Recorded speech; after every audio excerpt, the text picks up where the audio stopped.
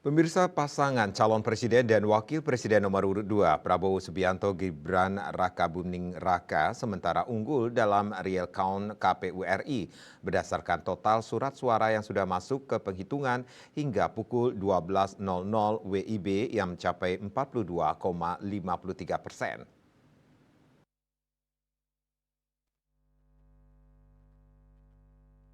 Data per Kamis 15 Februari pukul 12 WIB jumlah suara yang masuk sebanyak 350.151 TPS dari 823.236 TPS atau 42,53%. Hasilnya pasangan dengan nomor urut 1 Anies Baswedan Muhaimin Iskandar 24,59% atau 6.456.923 suara.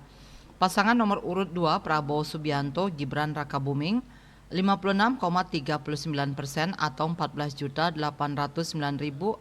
suara dan pasangan nomor urut 3 Ganjar Pranowo Mahfud MD 19,03% atau 4.007.331 suara. Hasil yang ditampilkan KPU ini bukan hasil akhir pemilu 2024. KPU menyatakan publikasi form model C adalah hasil penghitungan suara di TPS dengan tujuan memudahkan akses informasi publik. KPU juga menyatakan penghitungan suara yang dilakukan oleh KPPS. Rekapitulasi hasil penghitungan suara dan penetapan hasil pemilu dilakukan secara berjenjang dalam rapat pleno terbuka oleh PPK, KPU Kabupaten Kota, KPU Provinsi, dan KPU berdasarkan ketentuan peraturan perundang-undangan.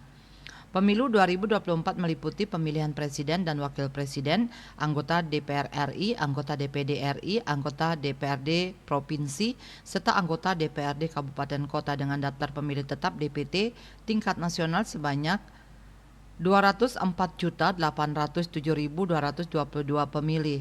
Sesuai peraturan KPU nomor 3 tahun 2022, rekapitulasi suara nasional pemilu 2024 dijadwalkan berlangsung mulai 15 Februari sampai dengan 20 Maret 2024.